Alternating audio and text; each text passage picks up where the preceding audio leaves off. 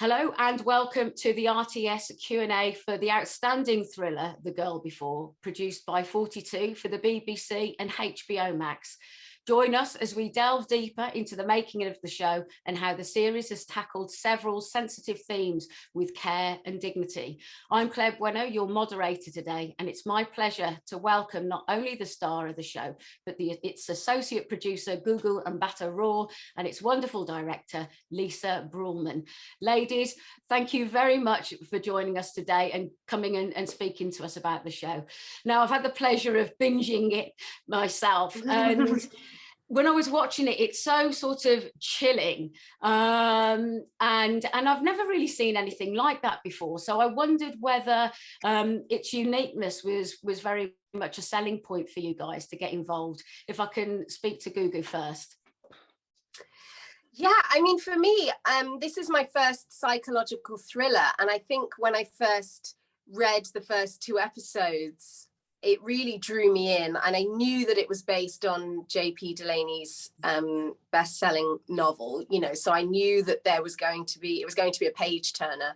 But I think once I got into the scripts, it just kept me wanting more, which I think is always a great sign.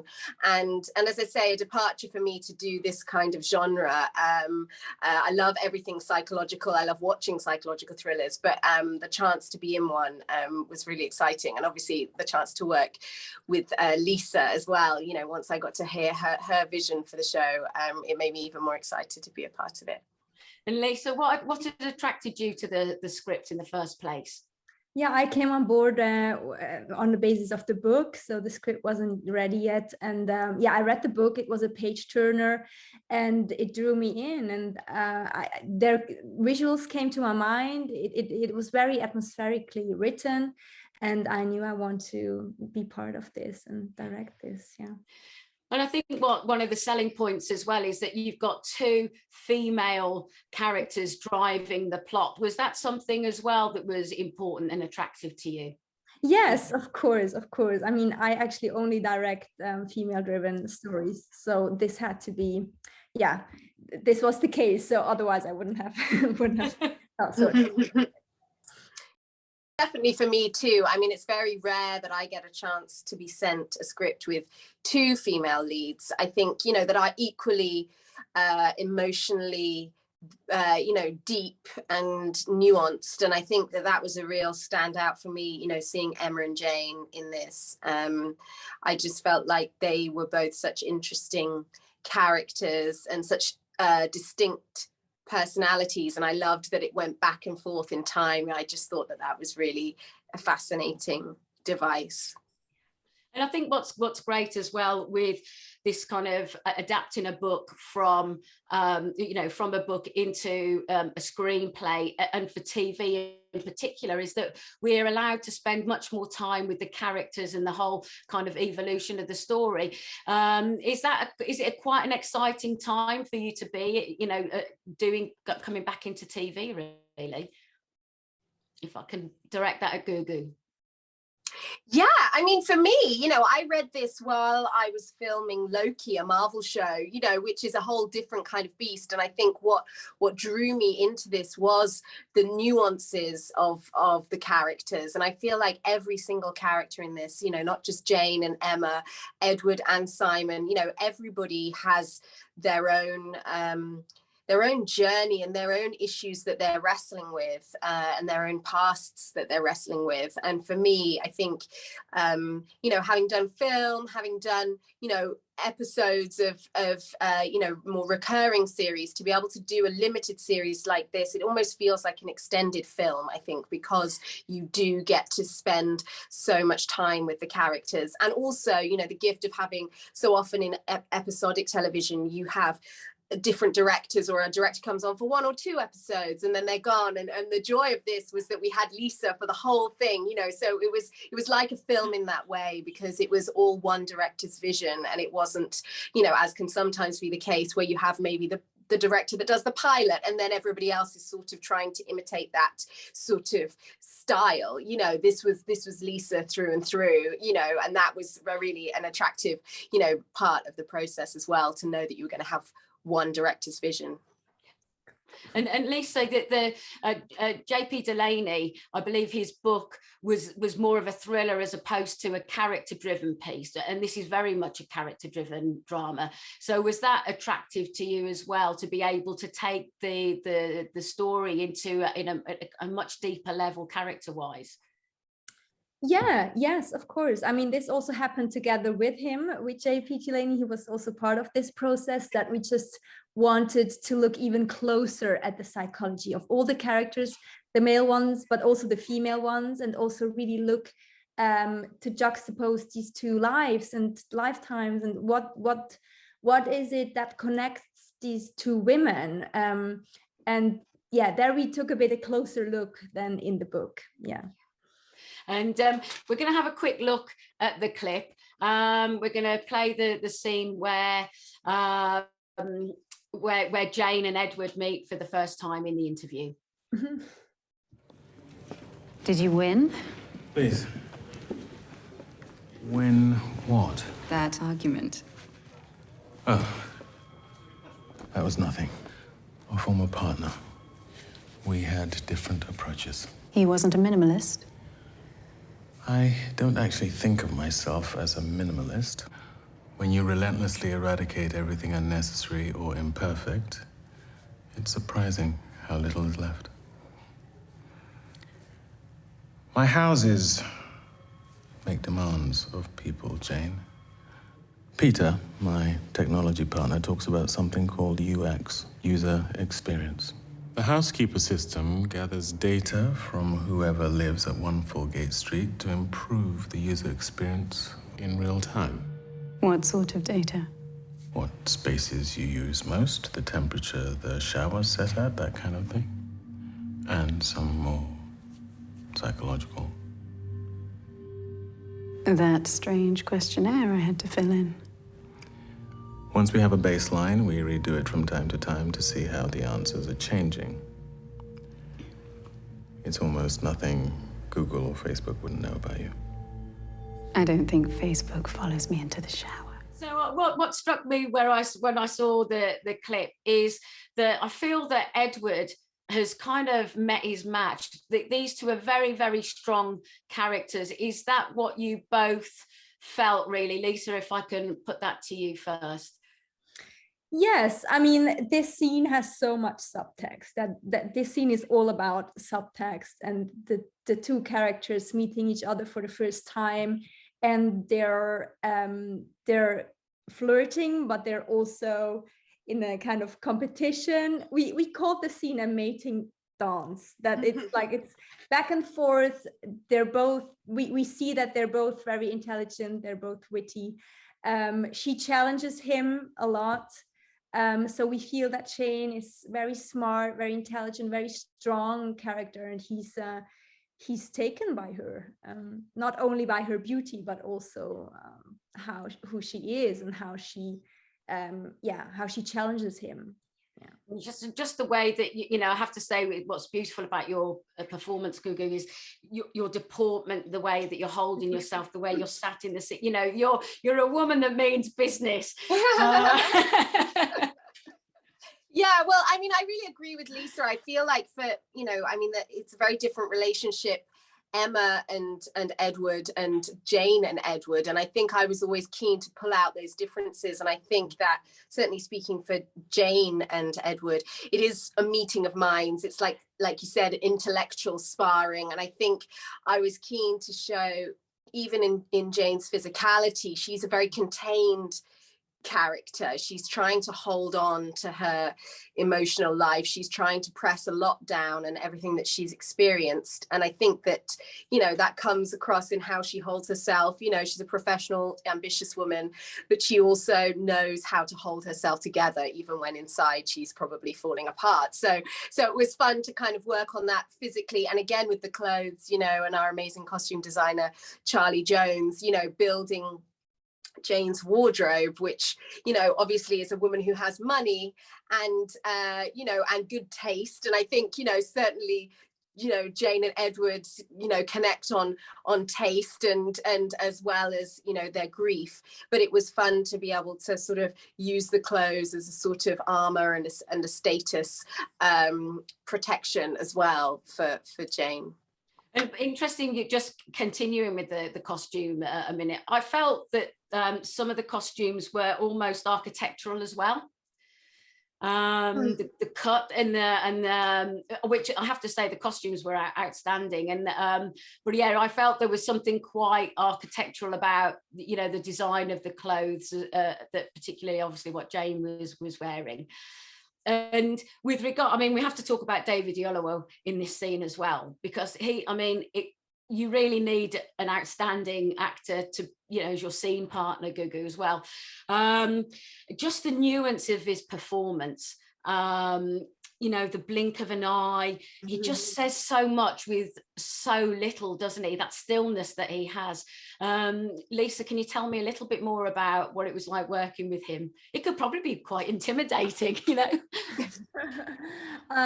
Yeah, he's great. It was just a great experience to work with him. I mean, Gugu and David are friends, I think everyone knows, and Gugu was the one who you know, was suggested to bring him on board, and we were all very excited because he's great, and he never had a role like this, so it was kind of a new a new side, and he's very collaborative, and we had a lot of fun also. I mean, the thing is, I think the piece is quite heavy in a way, because there are some themes that are you know, dark and heavy and sad sometimes, you know, but we always had fun, and he was exploring a lot, and yeah, so it was a great experience. Was it fun to sort of play that, you know, that, but you know, when you meet somebody and you just have a spark, and just, yeah, I imagine you can't over rehearse that really. Yeah, well, it was interesting. Obviously, in the times that we were sort of talking about the characters, everything was over Zoom, and, you know, initially before we got onto the set. And so I was kind of thankful that in some ways, knowing David, I had a shorthand with him. But in a way, we sort of had to forget all that, you know, because our characters were meeting for the first time. It's not like it was a long established relationship, you know. But I think that was the beauty of the writing as well. And certainly in those initial scenes, not just the one in the office, but then the later one in episode 1 in the cafe, you know, it's such a beautifully written scene where both characters really open up and connect on their mutual loss and grief, and that was a really special scene. And I know we worked a lot on that scene. We talked a lot about that scene before we actually got to shoot it, because I certainly felt like it was such an important scene in laying the groundwork for why Jane would trust this guy and go on such a journey with him. And I think it's because that scene is really where things pivot from the sparring, you know, intellectually, to actually them both being vulnerable for the first time. So that was really fun. And again, having a scene partner like David, who is a friend, but he's also just such an intelligent actor. You know, he asks the really smart questions, you know, he challenges the material. And I think that ultimately that makes everybody raise their game as well, because of how he, you know, goes about approaching his character, you know, and so it was really just fun, and like a fun tennis match to play with him. Yeah. And Lisa, can you talk to us a little bit more about the edit of that scene, and what you were wanting to establish? Because we start off kind of like a wide, and then we cut in closer and closer and closer to each of our actors. What was it that you wanted to say by using that kind of that visual, really? Yeah, what Gugu just said. I mean, first it starts like a sparring, but then pretty soon they get on a level of truth, and suddenly they see each other in a different kind of light, and there is some mystery and some sadness that they kind of know or mirror each other, and attracts them to each other. And important to say is also, it's his office, it's his space, so it's kind of, he built 1 Folgate Street, and this is his office. It's also his space. So she, again, is a stranger in the space. Yeah, so that was also important, like with our production designer, John Hansen. How does his office look like? Yeah. And sort of moving on really to another huge character, obviously, in the show is 1 Falgate Street. Could you tell us a little bit more about, because I believe, Lisa, you had quite a lot of involvement in how you visualize the building. Can you talk to us about that? I mean, when you read the book, it's quite how JP Delaney, you know, writes about it. I think everyone had a strong, there is already much there when you read it, right? And it's a minimalistic house. It's so the style was already clear, but it was important that it feels very calming and monastic when you enter, but that it also has this other side, that it can feel lonely and dangerous and eerie at night, so that it has this dualism. Yeah, that was important. And Gugu, you know, for an actor, space is everything really. And when you're normally playing a character that's at home, the home is very much a reflection of what that character is, their life. It says something about their personality. But you've got the reverse with Falgate Street. You're walking into a blank canvas. And I wondered what that was like to work in that space, really. Yeah, I mean, Falgate Street essentially says everything about Edward's personality. It tells you everything about the architect, but not necessarily the inhabitants, you know, and that I thought was interesting. I mean, for me, just as an actor walking into that space, obviously it's awe-inspiring when I first walked into the set. You know, it does have an effect on you. The high ceilings, the glass, the concrete makes you feel sort of small and like somewhat church-like you said, Lisa. But also, I think as an actor, it is a very exposing place, 1 Falgate Street. You know, there's really nowhere to hide. You can't sort of, you are exposed. Everything you do, every movement you make, like you said, your physicality, your posture, your clothes, everything you do, it's like being under a microscope even more, I think, than maybe a more natural setting or a more cluttered setting. You know, there's places where the eye goes, but certainly in Falgate Street, you know, as a person, a vulnerable human in such a sort of clinical space, you know, the focus is very much on you. Which is good and bad. I mean, it makes you makes you more aware of everything you're doing, obviously. But again, I feel like Jane would be feeling the same. So yeah, there's certainly nowhere to hide. For better or worse. Is it nice for the characters as well, because they are, you know, and we'll talk about the trauma that they both characters have been through in a little bit, but it also represents this blank canvas that they can almost start afresh. And psychologically, it's kind of a new start for them, really. Yeah, which it is. Yeah.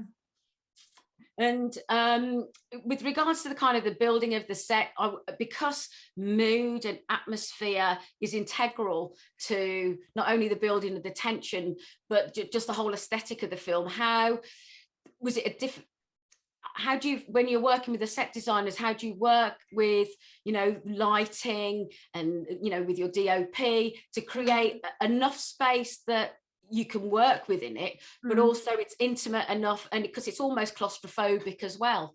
Yeah, I mean, these were all questions that we asked ourselves, and of course, Eben Bolter, our DP, was also strongly involved with the lighting, and yeah, just what you said, and it was very challenging because you want to have this minimalistic house, but you don't want it to feel boring and only just gray concrete walls, because a real minimalistic house is actually just that.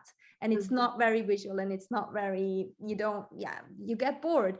So we had to, John Hansen had to be really smart in finding, in this minimalistic setting, finding that every wall looks different, that you have the orientation, that the audience can orientate itself. So we had the tree and the atrium, and we had the steps. So we worked a lot with layers. he built this amazing corridor through the showers. So you, it's true, you can't hide anywhere, but still we wanted the camera to find interesting angles. Yeah. And I feel like Eben, like you say, between yourself and Eben and John, you know, there's so much dimension in the set, you know, like you really feel, and the moods of the house, which is always fun to play, you know, like housekeeper and everything has moods. And I guess I should say, like, for my part, like in terms of like working with John, like as well, and in terms of especially him sort of being a part of the process of designing the memory box that Jane has, you know, and going through the production design and props as to what would be in that memory box for Isabel was a really collaborative process with them, and that was very important for me to feel like that was such a sacred item, and they really respected that process for me, you know, in terms of keeping that a very special, you know, it's just as a prop to a lot of people on the set, but to Jane, that's Isabel, you know. And I think having that connection and having that respect with a production designer and a props team is really huge in terms of helping, you know, when you've got those very emotional scenes, to feel like people are on board with your process. Yeah, and it's your whole backstory, isn't it, really, that's in that box? Yeah. And moving on to some of the themes through the show, obviously one great theme is that it's very female led, and that's it makes it an exciting time for females in TV, I would think. Yes. I mean, yeah, one of the core themes that hit me was, like I said before, connecting these two women and realizing it's actually about solidarity between two women that have never met, but there is this friendship, and Jane is stepping in for Emma, although she doesn't know this woman at all. She gets to know her, of course, and she can heal through helping Emma. Yeah.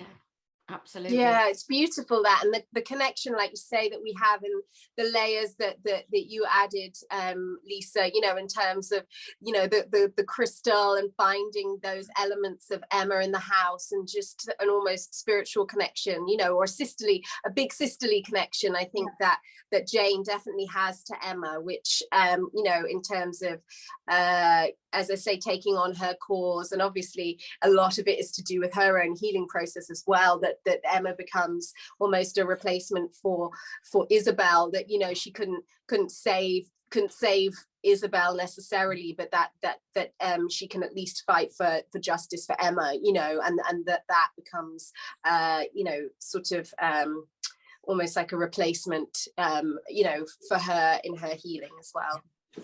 And it's interesting that you obviously pick up on healing, because there's the two sort of major themes is stillbirth, and also, you know, rape, and the nuances that come with that. If we can touch upon you know, Jane's experience where she's gone through stillbirth, it's not something that we often talk about, is it really? And do you think that introducing I mean, this is a form of entertainment, however, programs like this can start a discussion and raise conversation and about subjects that are, and it's not taboo, but we don't really talk about it. Yeah, I mean, it's an uncomfortable subject because it's a very painful subject, and I think you know, obviously we're making a psychological thriller, you know, it's based on a novel, it is fiction, but I think we really wanted to respect these issues, and these are real psychological painful experiences that people go through. And I think for us, you know, to be able to partner with SANS, the organization that helps people dealing with stillbirth, was really helpful in the research, in terms of getting, you know, the accuracy of what one might experience, and, you know, just in terms of, for me, just being able to understand Jane's Jane's journey, really, you know, with that grief, and being able to talk to a therapist and also a bereavement midwife, as well as somebody who's experienced a stillbirth, I think was very enriching for me to feel authentic in the moments that we do have that emotional connection to the trauma, that even though there is a style to the psychological thriller and suspense, that actually the genuine emotional moments are grounded in some reality. Yeah, exactly. And Lisa, for you as well, going on the journey of because what you've done is really you've handled both themes incredibly respectfully and delicately. You know, how important was it for you to strike that balance of, again, like Gugu was saying, being authentic, being authentic, but not kind of trying to over embellish it? Yeah, I mean, I think it was very important to be respectful to both those themes, and we researched a lot, like Gugu said, and also with Emma's rape. There we changed we did some tweaks from the book just to look even closer, really. We try to make it also very character driven, you know, that who is this Emma, who is she, and what's her trauma, and also, I mean, this you can't see in the show, but really ask those questions. How was she raised? What kind of person is she? Where does she come from? What is her, who were her parents? So we answered all those questions for all the characters to build authentic characters, you know, so with the actors, of course. So this was a beautiful process, and we just tried to be very respectful. And with regards to sort of working together on those scenes that are so emotionally charged, Gugu, is it easier? You've got to trust your director, and is it easier for you to trust your director when she's been an actress, and we'll talk a little bit more about that later as well, but because Lisa would be prepared to put herself in that position, does that give you a little more of a trust, I suppose, you know, to work together, and you know that Lisa would put herself there, so it helps you go. Do you know what I'm trying to say? Yeah, I mean, to be honest, I didn't really think about that as I just approached Lisa as our director. I don't know that I really, you know, I think you have to trust your director regardless of their background, you know, and I think that that's just the job, you know, and so I was really happy that you know, Lisa's very articulate about character, and not every director is, you know, and I think she's articulate about physicality because I know she understands dance, and, you know, and things like that I really appreciated. But I think that doesn't necessarily, I think that was a nice nuance, but I think at the end of the day, you know, you have to go in there and trust your director no matter what, you know, and I think it's nice if you have similar backgrounds, but again, everybody's background is different, and I think it's the diversity of where everybody's come on their journey, that you're now all together telling this story, that is the most important thing. Absolutely.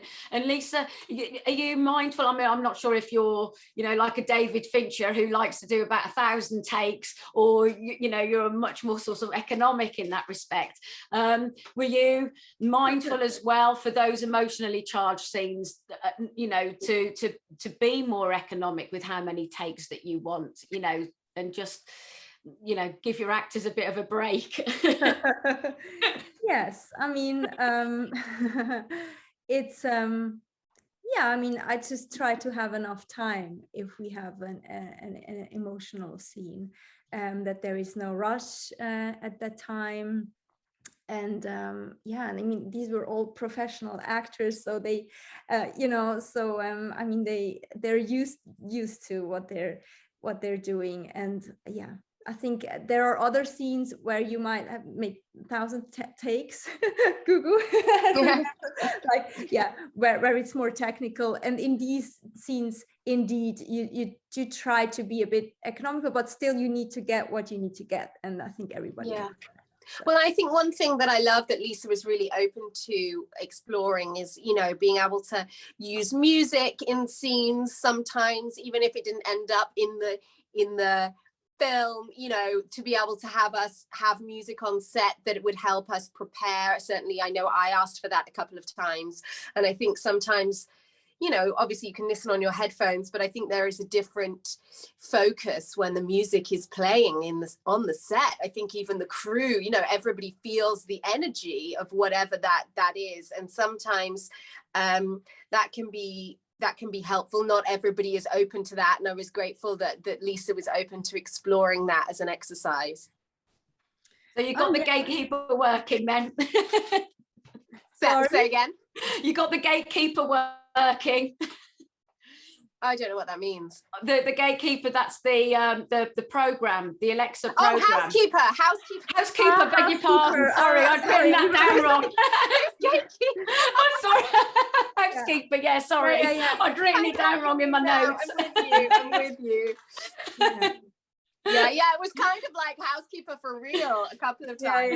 Yeah. But down but to it's also every department. actor is different, right? And everyone has a bit different needs. And I think if it's possible, I'm also very curious. And of course, let's play some music. I mean, of course. And like Gugu said, it was really then everyone was tuned in. That's the scene now. We're all going to be silent because listen, that's the mood, right? So yeah, that was nice.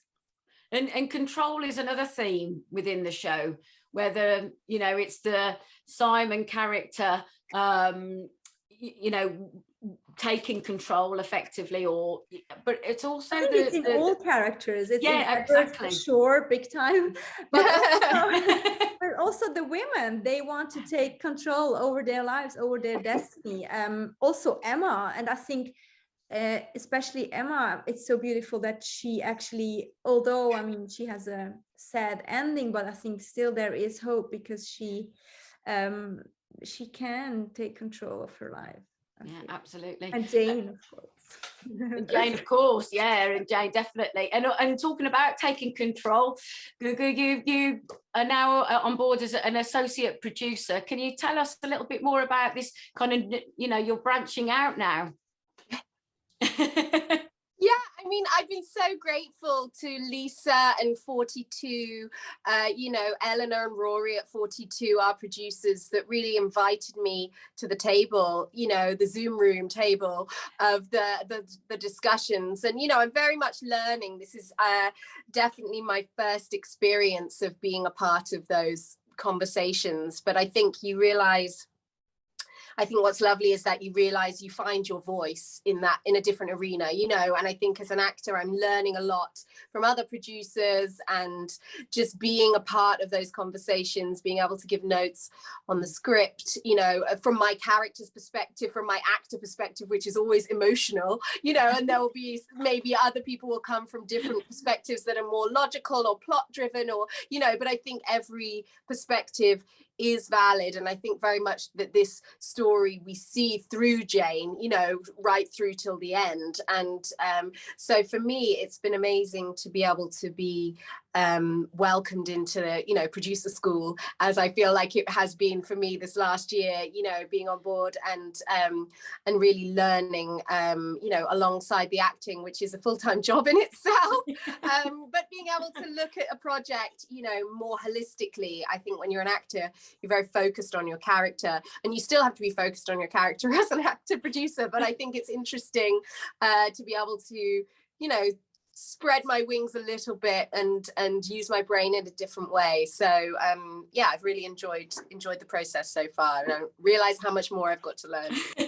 Well, I was going to say, I imagine it gives you, you know, I mean, it's such a collaborative process, television filmmaking, and it just, I wonder whether it helps you gives you an even bigger picture of all the other kind of things that go on behind the scenes, you know, and gives you such a broader horizon, I would have thought as well. Definitely, and a renewed respect. And especially for me, what was really fascinating early on was the casting process, because obviously, you know, that was a huge part of this project, especially, you know, me being cast first and finding Jessica Plummer and Amy Hubbard, and the search for that role of Jane was a big search, you know. And I think that there were, you know, as I'm sure Lisa will attest, it was, you know, there were many wonderful women that were seen for that role. And I think for me as an actor, having been on that side of it for so long, and then understanding from the other side, you know, the nuances of why someone may or may not be right for a character, you know, and they might be right for the role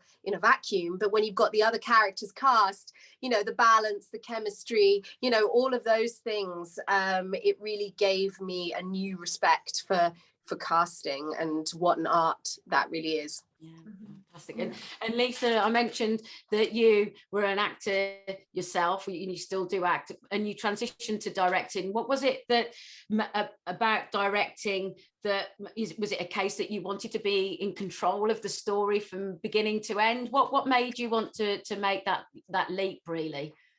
Yeah, that the control, but also just to be a part of the process. And I feel much more comfortable in this role behind the camera, and just to start a project, you know, when the baby is born, and you it and you see it grow, and you know, you say goodbye later. So you're much longer on a project, and you're much more involved, and you can bring in your own themes and your I think the voice, I think you can also do that as an actor, of course, but I think for me it was just the right natural step. And I also always loved writing and thinking in story-wise, in dramaturgy and characters, and I think it's so close to you do that as an actor naturally as well. So it's quite a close step. It's just completely different, because as an actor you have to